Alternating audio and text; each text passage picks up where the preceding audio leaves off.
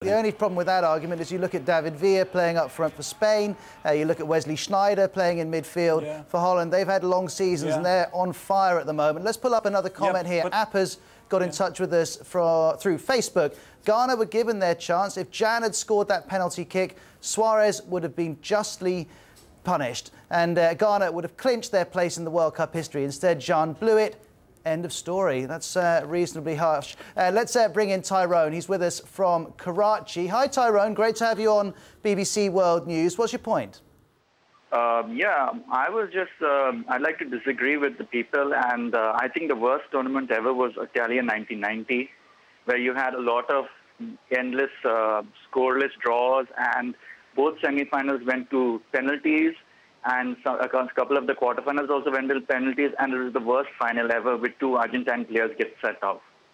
I think I definitely agree with you on the final. 1990 was probably the worst I can remember, Victor. Yeah, I agree. Yeah, much the same. OK, let's bring up one more comment before we look ahead to the semi-finals. This one came in through Twitter. By the way, if you haven't jotted down all of our details, you can get them through worldhaveyoursay.com. Steffi Penn's in the Philippines and says, Germany for the World Cup. The youth remodelling they've done seems to be paying off big time. And that must be a concern for you, Victor. I mean, Germany are playing, I mean, we're used to them doing well. We're not used to them playing like this. I mean, Schweinsteiger running through the whole Argentina defence. Incredible stuff. They look very good. They remind me a bit like us in Euro 2008, the way they play with Ollis and Schweinsteiger completely reformed from being a left winger into now playing centre mid and pulling the strings. I mean, yeah, they look. Yeah, I'm worried. Several players wrapped up into one, really, isn't it? You'll need to mark him very closely. Well, let's look ahead to the two games. We've got Uruguay against the Netherlands and then Germany against Spain. The Uruguay match is on Tuesday. The Spain game is on Wednesday. Gabriel in Uruguay. I mean, we've been talking about Suarez's handball, but he obviously won't be playing in this. Do you think you're going to have the firepower up front that you need? Sorry? Do you think that you can cope, your attack can cope without Suarez? Well, we have not only the missing Suarez, but also Lugano, the captain, and Fuchile, the number 4. And we think that although we have done a lot for this tournament, we are Uruguayans and we like to be one more step ahead. I would say that yes, we can beat the Dutch people, and certainly it will be a very tough game, but with loyalty, if the word is correct. I'd like to see the party if you do win. We met one Uruguayan woman who lives in London on our radio show a couple of days ago. She's just bought a ticket to fly home to watch the semi-final. She's that excited about it. Kwame, you're in Nairobi. You're Ghanaian, but confusingly, you also support Holland. Why do you support the Dutch, and why do you think they can beat Uruguay? Well, the Dutch have backed them since in the 90s. I love their style of play. I love the way they are composed. And the flair, you know, football is a piece of art, and they show it. But ironically, some Dutch fans have been complaining they haven't been showing the art this time. This is quite a functional team. Yeah, I mean, as compared to their previous teams and the way they've been playing, this time around they are doing very, very well. Got a message here from Africa for Africa in Brooklyn, New York, who says, Ghana, know this, you're the winners, even though the result went against you. You made Africans proud. Hold your heads up high. Viva Black Stars is the message. Victor, let's look ahead to your game against Germany. I mean, the big talking point for Spain's Torres, and what's happened to his form, and more importantly, should he now be dropped? Well, that's all the talk in Spain at the moment, that he should be dropped, possibilities that he will be. Del Bosque came out this morning saying that he was still on the fence, but it looks like he was trying to put across that possibility that he may be dropped. Would you drop him? No.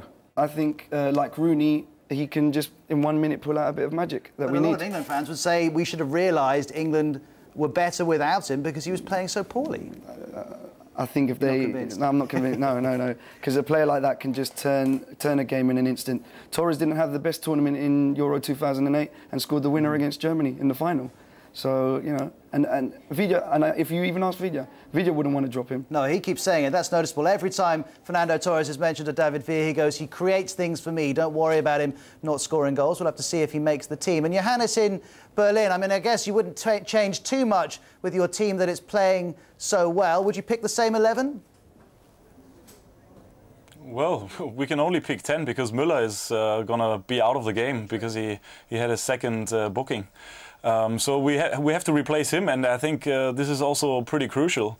I mean, we have a very strong team, but Müller has been absolutely fantastic so far for his 20 years. It's been, I mean, no one would have expected anything like that. So we'll see who can really replace him. And it's interesting to see Joachim Löw, your manager, saying he won't be changing that rather fetching V-neck blue jumper that he's been wearing every single game. Apparently, it hasn't even been in the wash since the group stages, so if they win, it's going to be honking. But he's certainly one of the better-looking managers, I think it's fair to say. Yeah, but I mean, a little superstition belongs to football. It's the same for me. I have worn my Klose tricot, Klose jersey in the last game, and I didn't wash it. I'm not going to wear it again in the next game. Are those the ones you're wearing now, though? That's the question, Johannes. No. For work, I wear something else. OK, just the smelly clothes for the football matches. OK, let's go back to Tom. He's a businessman in Sao Paulo. Tom, you're so used to doing well in the World Cup. What do Brazilians do when Brazil goes out? Well, I'll tell you what we did. The local media was immediately focusing on the local leagues and other sports. We came back home to what we do in here, which is still football most of the time. I think that most Brazilians will admit that fabulous as our players may have been, our national team was not playing as a team per se during the Cup. There was far too much individualism going on, and that's never good in football. And do you think maybe there was overconfidence? I'm looking at a message here from Sunil in Nepal, whose Facebook does to say both Argentina and Brazil were far too confident. Yes, well, we're always very confident when it comes to football, and we have a history to justify that. As with regards to Argentina, well, overconfidence is natural to them as well. But I'll tell you one thing, after all of Maradona's arrogant boasting and his spite when he referred to Pelé during one of his interviews, it was quite pleasing to see Argentina being conquered the way it was. Tom, very good to have you on to World Cup Have Your Say. Quickly, Kwame in Nairobi, we know that you're going to be supporting Holland, but now that Ghana have gone, who are Kenyans supporting? Now that Ghana is gone? Now that Ghana's gone, who do Africans support? Yes, I can't hear very well. Volume. Now that Ghana is gone, I'm hoping that my team don't let me down, being the Dutch. OK, you're still supporting Dutch. Every time I go to Nairobi, there are more Arsenal fans than there are even supporters for the Kenyan national team. Where are you going to be watching it, Victor? A place in King's Cross called El Camino, Spanish restaurant. Sounds very good. And Johannes, are you going to be going out and joining the party in Berlin? The pictures have looked incredible of the last few games. Yeah, it's been great. I mean, since the England game, people after each game and before the games even went out to celebrate. The public transport breaks down because people are celebrating on the crossroads.